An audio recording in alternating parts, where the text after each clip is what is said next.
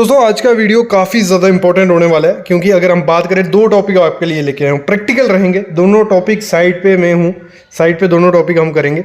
एक simply supported beam होता है, ये मैं सिंपली सपोर्टेड बीम तो हम बाद में बात करते हैं, लेकिन एक फ्रेशर जो होता है बीम की डिटेल उसके पास होती है, उसने सरिया डलवाना होता है। लेकिन एक अच्छा सिविल इंजीनियर कौन होता है? जिसको पता होता है कि क्यों हम सरिया डलवा रहे हैं, बॉटम एक्स्ट्रा क्यों डलवा रहे हैं, जो सपोर्ट पे डेवलपमेंट लेंथ दी जा रही है क्यों दी जा रही है, ये सब चीज़ें उसको पता होनी चाहिए।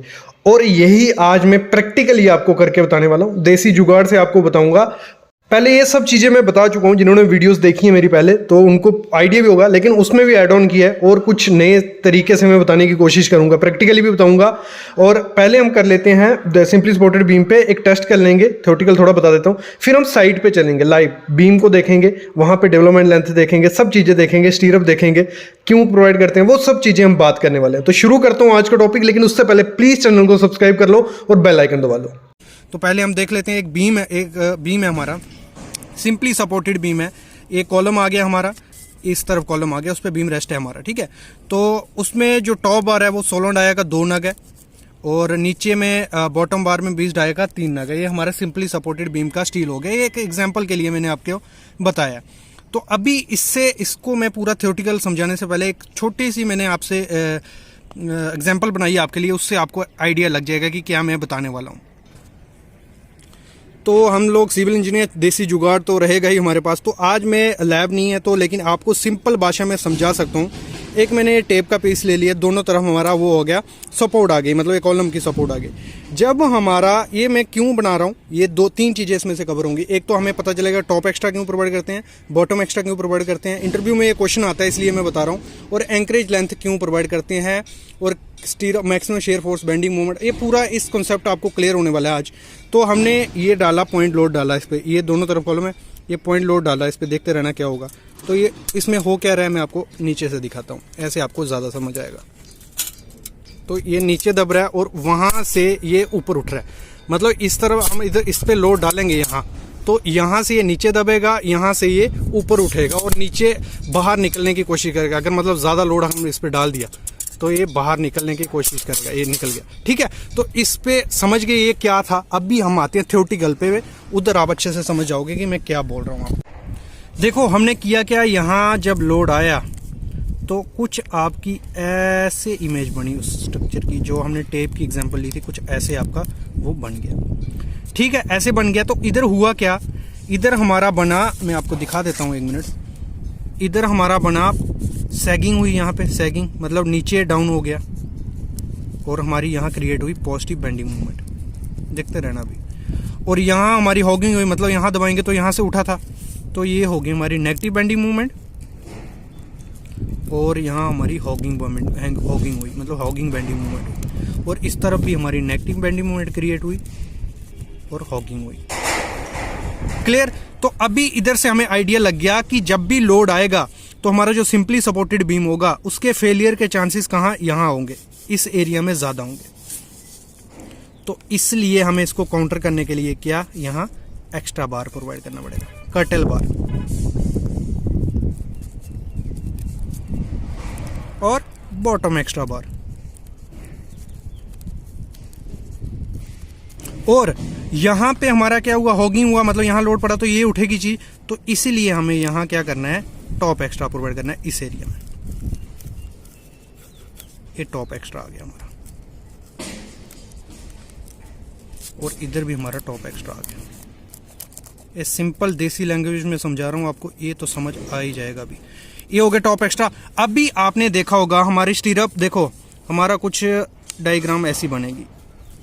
अगर इसी मतलब एक एग्जांपल ले लेते हैं, ये पूरी मैं आपको बना के नहीं दिखा रहा, ये हमने उस कॉलेज टाइम पढ़ा ही होगा, लेकिन तब का आपको इतना आइडिया नहीं होगा क्या होने वाला है। तो यहाँ हमारी मैक्सिमम शेयर फोर्स रहेगी, और यहाँ हमारी जहाँ इधर मैक्सिमम है, यहाँ अगर हम एग्जांपल ले लेते हैं तो अगर इधर 300 किलो न्यूटन थी तो यहाँ 200 होते जाएगी, फिर 100, और यहाँ पे आके 0 शेयर फोर्स हो जाएगी, और मैक्सिमम बेंडिंग मूवमेंट हो जाएगा हमारा, और यहाँ फिर हमारा वही सेम हो जाएगा, ठीक है।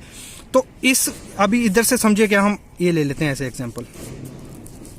तो इधर जो हमारा स्टीरअप आएगा वो सेंटर हम रखेंगे मिनिमम, मतलब 90 से 100 mm।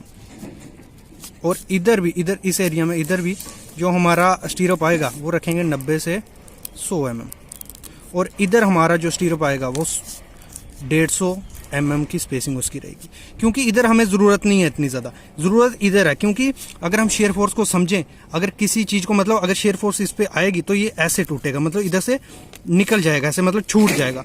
और इसको काउंटर कौन करेगा? इधर का जो स्टीरअप होगा वो इसको पकड़ के रखेगा। इतने से एरिया में ज़्यादा इफेक्ट पड़ता है। जहाँ मैक्सिमम शेयर फोर्स होगी वहाँ शेयर फेलियर के चांसेस काफ़ी ज़्यादा बढ़ जाते हैं। तो उसको काउंटर हम किस तरीके से कर सकते हैं? टॉप एक्स्ट्रा बार प्रोवाइड करते हैं और जो यहाँ स्टीरअप आता है उसकी स्पेसिंग बिल्कुल कम कर देते हैं, 90 से 100 mm स्पेसिंग हो जाएगी दोनों तरफ। और बीच में फेलियर के चांसेस कहाँ होंगे? इधर, मतलब यहाँ आप दिख रहे हो ये फेलियर है हमारा। तो इसलिए हम क्या करते हैं? बॉटम एक्स्ट्रा प्रोवाइड करते हैं। और यहाँ स्टीरअप का इतना ज़रूरत नहीं है, क्योंकि शेयर फोर्स जो स्टीरअप हम यूज़ किस लिए करते हैं? वो करते हैं हम जो हमारा रीइंफोर्समेंट होगा उसको जगह में रखने के लिए और शेयर फोर्स को काउंटर करने के लिए। तो बेसिकली हमारे शेयर फोर्स यहाँ मैक्सिमम है तो इधर हम वो प्रोवाइड कर देंगे। मतलब थोड़ा गंदा तो हो गया, लेकिन आई होप आपको कॉन्सेप्ट क्लियर हो गया होगा कि क्या मैं बोलने जा रहा था इसमें।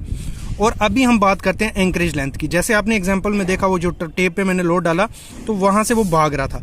अगर हमने ये डेवलपमेंट लेंथ या एंकरेज लेंथ ये कितनी रहती है? 50D plus 10dB। तो अगर ये हमने प्रोवाइड नहीं की होगी, सीधा सरिया प्रोवाइड किया होगा, तो जब लोड आएगा वो सीधा निकल जाएगा और बीम फेलियर के चांसेस बहुत ज़्यादा बढ़ जाते हैं। तो इसीलिए हम क्या करते हैं, हमें यहाँ एंकरेज लेंथ प्रोवाइड करनी पड़ती है। अगर हम ऊपर 16 डाया का यूज़ कर रहे हैं, 50 × 16 प्लस 10 × dB क्या है? 16। तो 50 × 16 कितना हो गया आपका? अप्रोक्स 800 प्लस 160, इसको प्लस कर लेना, मतलब फार्मूला सेम रहेगा, 50D प्लस 10dB रहेगा। जो भी आपका सरिया होगा वो आपको यूज करके वो बना देना होता है। चलो ये हो गया, क्लियर हो गया हमें कि एक सिंपली सपोर्टेड बीम का। अभी मैं ले चलता हूँ साइड पे, लाइव बताऊंगा आपको, सब चीज़ें उसमें देखेंगे और सीखेंगे। और जिन्होंने अभी तक चैनल को सब्सक्राइब नहीं किया, वो नीचे लाल बटन दिख रहा है, उसको सब्सक्राइब कर लो। तो लाइव साइड से ही बताऊंगा और एक्चुअली पूरा प्रैक्टिकली बताऊंगा आपको कि कैसे हम इस चीज़ को काउंटर करेंगे एज ए साइट इंजीनियर। क्योंकि जो डेवलपमेंट लेंथ वाला इशू आता है, अगर आप यहाँ देखो, ये डेवलपमेंट लेंथ है और ये आप देख रहे हो बीम के ऊपर निकल रहा है सरिया, ये क्यों काउंटर कैसे करेंगे, कैसे प्रोवाइड करते हैं, LD प्लस 10dB क्या है, काफ़ी चीज़ें इस वीडियो में क्लियर होंगी। तो हम बात स्टार्ट ही किससे करेंगे? हमारी स्टीरअप से। तो स्टीरअप को मैं आपको दिखा देता हूँ। ये स्टीरअप है हमारा, इसको हम 2 लेग स्टीरअप बोलेंगे। ये 2 लेग हैं इसकी, तो हम इसको 2 लेग स्टीरअप बोलेंगे। यहाँ से आपको क्लियर हो गया। और ये आपको तो पता ही है, स्पेसिंग आपको मेंशन होती है ड्राइंग में कि कितनी स्पेसिंग आपको प्रोवाइड करनी है। तो आज का क्वेश्चन ये था कि मेरे को पूछ रहे थे कि सर ये अल्टरनेट क्यों प्रोवाइड करते हैं। एक कोई ध्यान रखना, जब भी आप साइट पे काम करवाओगे, एक चीज़ गलती जरूर करता है, सुपरवाइजर आपका होगा या आपने ध्यान नहीं दिया, तो वो क्या करते हैं, ये जो हुक है, एक तो आप यहाँ देख रहे हो जो गलती हुई है, ये हुक जो है सीधी प्रोवाइड की है, मतलब बेंड नहीं है। हुक आपकी 135 डिग्री पे बेंड होनी चाहिए, लेकिन ये हुक यहाँ आपको सीधी दिख रही है। ये तो मुद्दा नहीं था आज का, लेकिन मैं आपको दिखा देता हूँ, ये गलती हुई है। गलती, इसको हम गलती नहीं बोल सकते, इसको एक्सेप्टेबल कभी कभार आपको प्रैक्टिकली करना पड़ता है। क्यों? कुछ केसेस में क्या होता है, देखो ये जो सरिया है, ये बीम जो है, ये 230 mm का बीम है और इसमें जो स्टील दिखाया गया है तो वो लेयर में, मतलब जो टॉप एक्स्ट्रा आ गया, तो इसीलिए टॉप एक्स्ट्रा जहां अगर स्टील का बेंड कर देते 135 डिग्री तो ये प्रॉपर इसमें आता नहीं। तो कुछ चीज़ों में कुछ चीज़ें चलानी पड़ती है प्रैक्टिकली, ये आपको गाइड नॉलेज होना चाहिए। और आज का ये था कि ये स्टीरअप जो होता है ये हम अल्टरनेट प्रोवाइड करते हैं। एक यहाँ हुक रहेगा, एक यहाँ हुक रहेगा, एक यहाँ हुक रहेगा, एक यहाँ, मतलब एक यहाँ ऐसे ऐसे ऐसे आपको अल्टरनेट स्टैगर हुक आपको हमेशा प्रोवाइड करने हैं। और उसी में से क्वेश्चन निकल के आ रहा था कि सर वो जो हम स्टीरअप करते हैं प्रोवाइड, वो बेसिकली करते क्यों है? देखो इसको काफ़ी रीज़न है। अगर हम जो बीम में स्टीरअप प्रोवाइड कर रहे हैं तो इसको मोस्टली इसलिए प्रोवाइड किया जाता है, एक तो ये जो मेन रेनफोर्समेंट होगी, देखो इसको जो रेनफोर्समेंट है पकड़ के किसने रखा है? इसी ने। एक यहाँ से यहाँ से यहाँ से, मतलब अगर बाई चांस फ्यूचर में कोई भी स्ट्रेस आता है इस पर, तो ये मेन रेनफोर्समेंट को पकड़ के रखेगा।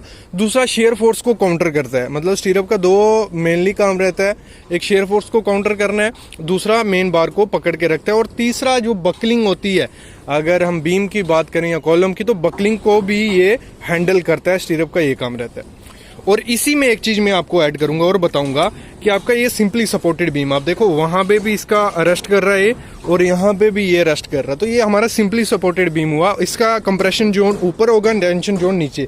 ये मैं चीज काफी टाइम बोल चुका हूँ, लेकिन आज क्यों बता रहा हूँ मैं आपको, तो आपको बता दूं जो कंप्रेशन जोन है मेनली स्टीरअप उसी में हमारे रहते हैं। इसको समझाने के लिए मेरे को डायग्राम चाहिए, लेकिन आप अगर थोड़ा ऐसे इमेजिन करो कि जब अगर इस बीम पे लोड पड़ेगा, ऊपर से बाई चांस लोड पड़ा इस पे, तो ऊपर का जोन कंप्रेशन जोन बनेगा तो भागने की कोशिश करेगा। तो ये हुक होंगी जो वो बार को पकड़ के रखेंगी, जैसे ये मतलब भागेगा ऊपर से पकड़ के रखेगा।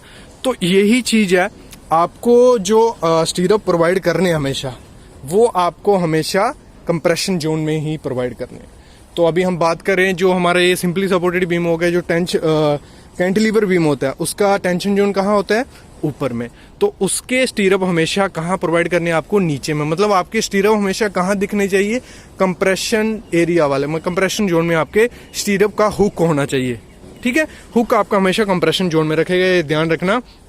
काफी गलती करते हैं लोग, जब कैंटिलीवर बीम प्रोवाइड करते हैं तो उसमें क्या करते हैं, स्टीरअप सेम प्रोवाइड कर देते हैं जैसे सिंपली सपोर्टेड बीम में करते हैं। लेकिन आपको ये as a site engineer responsibility रखनी है, आप घर का काम करवा रहे हो तब भी आपको ये ऐसे प्रोवाइड करवानी है। अगली चीज की तरफ हम बढ़ते हैं, तो वो है हमारी डेवलपमेंट लेंथ। तो डेवलपमेंट लेंथ क्या है, ये तो आपको सबको पता ही कि एक एंकरेज लेंथ है, कि एक बीम को पकड़ के रखने वाली लेंथ है। अगर मतलब बाई चांस जैसे आप इसमें देख रहे हो, अगर हम ये एल प्रोवाइड नहीं करेंगे तो इतना सा सरिया आप प्रोवाइड कर देंगे, मतलब ये एल भूल जाओ ये है, तो जब इस पे लोड पड़ेगा तो ये स्लिपेज हो जाएगी, मतलब एंकरेज नहीं रहेगी, ये सरिया बाहर निकल जाएगा बीम में से। तो इसलिए डेवलपमेंट लेंथ प्रोवाइड की जाती है कि वो पकड़ के रखे। और इसको हम प्रोवाइड कैसे करते हैं, देखो एक तो दो केसेस में होता है।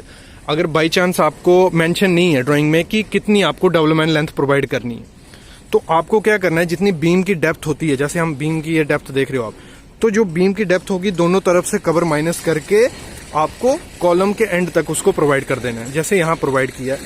नहीं तो आपका रहता है 50D प्लस 10dB। 50 मल्टीप्लाई जितने का आपका सरिया है, मतलब आपका 10 mm का सरिया, 50 into 10 500 plus 10dB, 10 into 10, 10 into 10 क्या है, डाया बार, मतलब अगला तो हो गया हमारा 500, वो हो गया था 50 into D 500 plus 10dB, 10 into 10 हमारा हो गया 100, मतलब 600 mm आपका LD रहेगा, डेवलपमेंट लेंथ रहेगी।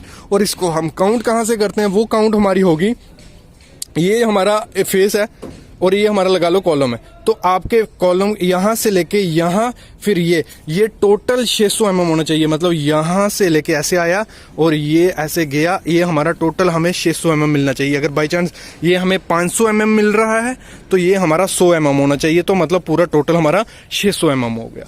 और हमेशा ध्यान रखना, एक सेफ्टी फैक्टर लेके चलना, जब भी आप डेवलपमेंट लेंथ प्रोवाइड करो, LD प्रोवाइड करो, तो जो उसकी लेंथ होगी वो थोड़ी छोटी रखना। कुछ प्रैक्टिकल अगर एक्सपीरियंस से बात करूं तो कुछ रीजन से कुछ सरिये जो होते हैं उनकी जो एक्सपेंशन की कैपेसिटी होती है वो कम होती है, मतलब एलोंगेशन की कैपेसिटी कम होती है, कम होते हैं एलोंगेट। जैसे हम इसको बेंड करेंगे तो ये थोड़ा एलोंगेशन होती है, इसमें देख रहे हो आप, थोड़ा ये खुलता है। तो कुछ सरिये की कम होती है, कुछ की ज़्यादा, तो उसी हिसाब से आपको 30-40 mm छोटा ही लेके चलना है। अगर फ्यूचर में बाई चांस वो बड़ा भी हो जाता है तो वो बीम के ऊपर नहीं रहेगा। अगर बीम के ऊपर रहेगा जब कास्टिंग होगी तो कंक्रीट का कवर नहीं मिलेगा और वहाँ से क्रैक होने के चांसेस काफ़ी ज़्यादा होते हैं। ये प्रैक्टिकली आपको चेक करना ही करना है। अगला क्वेश्चन जो आ रहा था वो ये था कि जॉगल क्या होता है सर, तो जॉगल में आपको दिखा देता हूँ, ये मैं बता चुका हूँ सब चीज़ें, लेकिन प्रैक्टिकली आपको दिखाने आया हूँ। तो ये हमारा जॉगल है और इसकी आपको रेशो कितनी रखनी है, 1:6 आपकी रहनी चाहिए। ठीक है, तो ये हमारा जब भी जॉगल आएगा, मतलब आपको कैसे चेक करना है कि जॉगल प्रॉपर है नहीं, तो अगर हम ऊपर से देखेंगे किसी कॉलम को तो ये सरिया है, नीचे वाला सरिया नहीं दिखना चाहिए। इस हिसाब से आपको जॉगल प्रोवाइड करनी है, 1:6 मैंने कहा आपको जैसे, तो इस हिसाब से आपको प्रोवाइड करनी है। ये लैप में हम प्रोवाइड करते हैं कि प्रॉपर लैप इसका दिखे। तो इसी में से हमें क्वेश्चन भी काफ़ी आ रहे थे कि सर जो हमारा, अगर हम लैपिंग की बात करें, लैप सही है, कपलर सही है या बेल्डिंग सही है, इस पे मैं अलग से वीडियो जरूर ले आऊँगा, लेकिन आपको मैं यहाँ मेंशन कर दूँ तीनों में सबसे सही कौन सा है। देखो कपलर कॉस्ट के हिसाब से देखें तो कपलर महंगा पड़ता है थोड़ा, लैप भी महंगा, मतलब दोनों का कंपैरिजन रखें तो कपलर और लैप का एक ही रेट पड़ जाता है। और जो बेल्डिंग है, बेल्डिंग का रेट कॉस्टली हो जाता है, क्योंकि अगर सिंपल बेल्डिंग करेंगे वो तो सस्ती होगी, लेकिन वो एक्सेप्टेबल नहीं होती है सरिया के केस में। तो आपको मैं प्रेफर यही करूँगा, आप लैप रखो, एक तो ईजिली हो जाता है, आपको ना तो मैन्युअल कोई मशीन चाहिए कपलर वाली, क्योंकि उसमें क्या चूड़ी बनानी पड़ती है, फिर उसके बाद दोनों तरफ चूड़ी बना के कपलर लगा के फिर लैप किया जाता है। तो ये लैप बेस्ट है, थोड़ा कॉस्ट का होता है लेकिन ये लैप बेस्ट है। इसमें मैं एक अच्छी वीडियो लाऊंगा जिसमें कॉस्ट एनालिसिस भी करूंगा और उसमें दोनों का डिफरेंस वगैरह भी बताऊंगा, सब बताऊंगा, वो वीडियो अलग रहेगी हमारी। और इसी में पूछा जा रहा था, तो ये हो गया हमारा जॉगल, और हमें इसी में क्वेश्चन आ रहा था कि सर स्टैगर्ड सरिया क्या हो गया। तो ये जो कॉलम आप देख रहे हो, ये जो सरिया ऊपर नीचे है, ये स्टैगर्ड है, मतलब ये दोनों एक दूसरे से बिल्कुल अलग है। ये हमारा हो गया जॉगल की, मतलब एक लैब यहाँ प्रोवाइड करते हैं तो हमें एक चाहिए कि जो लोड उस सरिये पे आ रहा है वो डायरेक्ट इस पे ट्रांसफर हो जाए, इस वे में हमें जॉगल प्रोवाइड करनी होती है। 1:6 उसकी रहती है। और लैब किस हिसाब से रहेगा, 50D के हिसाब से, मतलब जैसे आप सामने देख रहे हो ये 20 mm का सरिया है, तो 15x20 हमारा 1000 mm हमारा लैब आ जाएगा और ऊपर जॉगल प्रोवाइड की होगी। और स्टैगर्ड जो आ गया वो अलग चीज़ है, मतलब स्टैगर्ड हम सरियों को करते हैं कि लैब एक ही जगह पे नहीं आए, वो अलग ही चीज़ इसमें आ जाती है। तो ये क्वेश्चन कुछ पुटअप हो रहे थे, काफ़ी कमेंट्स भी आ रहे थे, तो इसमें मैंने क्लियर कर दिया है। अभी ये वीडियो कंप्लीट रखता हूँ यहीं पे, नेक्स्ट वीडियो कंटिन्यू रहेगी, शाम को हमारी एक और वीडियो आएगी, वो भी प्रैक्टिकल नॉलेज पे रहेगी। तो उसके लिए प्लीज़ चैनल को सब्सक्राइब कर लो। और जॉब्स के लिए मैंने एक नया चैनल क्रिएट किया, उसका मैं डिस्क्रिप्शन में लिंक डाल देता हूँ रोज़, वहाँ देखो प्राइवेट गवर्नमेंट जॉब सब आपको वहाँ अवेलेबल हैं। और जो हमारी वेबसाइट है civilsitevisit.com, वहाँ पे विजिट करो, इंटरव्यू क्वेश्चन, जॉब्स के लिंक, IAS कोड, स्पेसिफिकेशन, सब कुछ आपके लिए है। तो फ्रेशर्स के लिए ये चैनल, ये वेबसाइट, सब कुछ हम फ्रेशर्स के लिए कर रहे हैं, सब कुछ आपको फ्री में मिलेगा, बस आप सीखो और ग्रो करो। Thank you guys.